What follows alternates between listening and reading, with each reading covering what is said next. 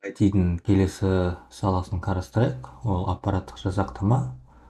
Бұл саланың мамандары компьютердің компоненттерін шығарумен айналысады. Ол қандай компоненттер? Олар процессорлар, жадылар, андай әріптер теретін пернетақталар, тіпті осындай компьютерлік тінтуірлер, осының барлығы компьютердің компоненттері болып табылады. Және осы саланың мамандары осы компоненттерді жасаумен айналысады. Енді ағылшынша бұл сала hardware деп аталады, ал орысша аппаратное обеспечение. Енді компьютердің кейбір компоненттерін қарастырып кетейік. Ең алғашқысы ол процессорлар. Процессорлар ол компьютердің маңызды бөлігі болып саналады, өйткені ол компьютердің миы, яғни бүкіл есептеулерді орындайтын құрылғы. Оны келесі өндірушілер шығарады. Ең танымал ол Intel және AMD корпорациясы, өйткені егер Технодом, Сулпак сияқты дүкендерге компьютер сатып алуға барсаңыздар, көбіне осы екі өндірушінің процессор негізінде жұмыс істейтін компьютерді ұсынады сіздерге. Одан кейінгі Qualcomm корпорациясы, ол өзінің Snapdragon деген процессорын шығарады. Көбіне ол смартфондарда қолданылады. Және соңғы жылдары Apple корпорациясы да өзінің процессорларын шығара бастады. Компьютердің келесі компоненті ол жадылар. Жадылар жалпы екіге бөлінеді. Компьютерде осы екі жадының түрі болады. Біріншісі ол жедел жады, және екіншісі ұзақ мерзімді жады. Жедел жады ұзақ мерзімді жадылардан гөрі әлдеқайда шапшаң жұмыс істейді.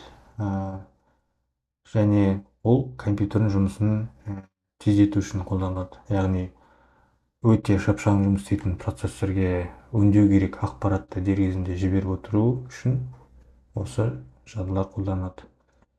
Мысалы, сіздер компьютерде киноны ашсаңыз, ол бірінші осы жадыға жүктеледі, содан кейін процессорге жіберіледі. Процессор оны өңдеп, сіздерге сол киноның бейнесін экран бетіне шығара бастайды. Мінекей осылай. Енді бұл жадының ерекшелігі ол тоқ сөнген кезде өзінің сақтап жатқан ақпаратын толықтай жоғалтып алады. Мінекей осылай.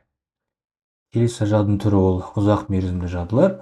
Олар біздің күнделікті кино, сурет, музыка және әртүрлі Word, PDF сияқты файлдарымызды сақтау үшін қолданылады. Және олардың айырмашылығы, олар тоқ сөнсе де өздерін сақтап жатқан ақпараттарын жоғалтпайды. Енді бұрын көбіне осындай HDD атты жадылар қолданылатын, яғни қатқыл диск, ол механикалық болып табылатын.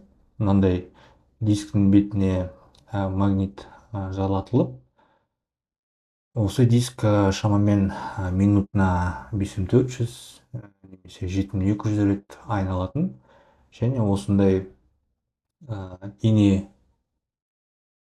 ине осы магниттік жолақшаларға жазылған ақпаратты жазып, немесе оқып алатын. Былай жылжу арқылы.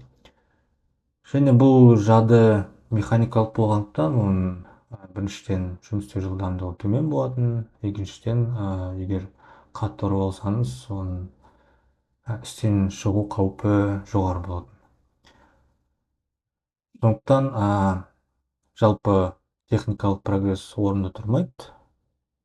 Және содан кейін жадының жаңа түрі пайда болды. Олар SSD деп аталады. SSD ол толыққанды электронды жады болып табылады. Және жедел жадыдан ерекшелігі ол тоқ сөнсе де өзінің сақтап жатқан ақпаратын жоғалтпайды. Және оның механикалық компоненттер болмағандықтан ол өте тез жұмыс істейді. Ең алғашқы нұсқалардың өздері сол кездегі ең мықты қатқыл дискіден шамамен 2 есе тез жұмыс істейтін. Бұрын менде қатқыл дискпен жұмыс істейтін ноутбуктар болатын, және соның жылдамдығын арттыру үшін осындай SSD дискілерді орнататын. Соның арқасында компьютердің жылдамдығы әлдеқайда тез жұмыс істейтін. Мысалы, бұрын Windows операциялық жүйесін 30 секундысында жүктейтін болсақ, SSD орнатқаннан кейін сол Windows операциялық жүйесі шамамен 4-5 секундтың ішінде жүктейтіндей кәдімгідей жылдамдыққа ие болды. Мінекей осындай. Енді жалпы жадылар ағылшынша memory деп аталады, ал орысша память деп аталады. Және оны өндірушілер келесідей. Ең танымалдылар ол Samsung, Kingston және Transcend жадылары. Көбінесе осындай жады сатып алатын болсам, осы үш өндірушінің шығарған жадыларын қолданамын, өйткені олар сенімді болып табылады. Қанша дегенмен бізге керек маңызды ақпараттар жоғалмауы керек, сондықтан осындай сенімді өндірушілердің жадыларын қолданған дұрыс. Келесі компонент ол графикалық карталар. Ол ауыр графиканы есептеу үшін қолданылады. Мысалы, сіздер GTA, FIFA сияқты графикасы өте күрделі, детализациясы өте мықты ойындарды ойнайтын болсаңыздар, сіздерге шамасы осындай графикалық карталар керек болады. Өйткені қарапайым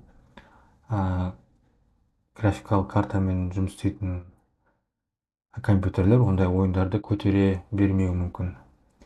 Мінекей сол үшін осындай графикалық карталар керек. Жалпы графиканы есептеп, оны экран бетіне шығару, визуализация немесе рендеринг деп аталады. Ол өте ауқымды ресурсты қажет етеді. Және оны FIFA сияқты ойындарда мысалы өте жоғары жылдамдықта көрсетіп үлгеру үшін осындай өте қуатты графикалық карталар керек. Жалпы графикалық карталар ағылшынша график карт деп аталады, ал орысша графическая карта. Енді соңғы уақытта криптовалюта нарығы пайда болды, өздеріңіз білесіздер. Және сол криптовалютаның майнинг жасау үшін осындай графикалық карталар кеңінен қолданыла бастады. Өйткені олар сондай есептеулерді жүргізу үшін өте ыңғайлы құрал болып саналады. Енді келесі өндірушілер бар. Ең атақтысы ол Nvidia корпорациясы. Одан кейін Intel, AMD және Asus сияқты корпорацияларда өздерінің графикалық карталарын шығарады. Және соңғы компонентті қарастырайық, ол жүйелік блоктар. Жүйелік блоктар ол жай ғана қорап болып саналады. Әдетте пластмасс, шыны немесе темірден жасалған. Және олар компьютердің компоненттерін, яғни процессор, аналық плата, кулер, графикалық карта, жады бәрін жинақы түрде сақтауға арналған.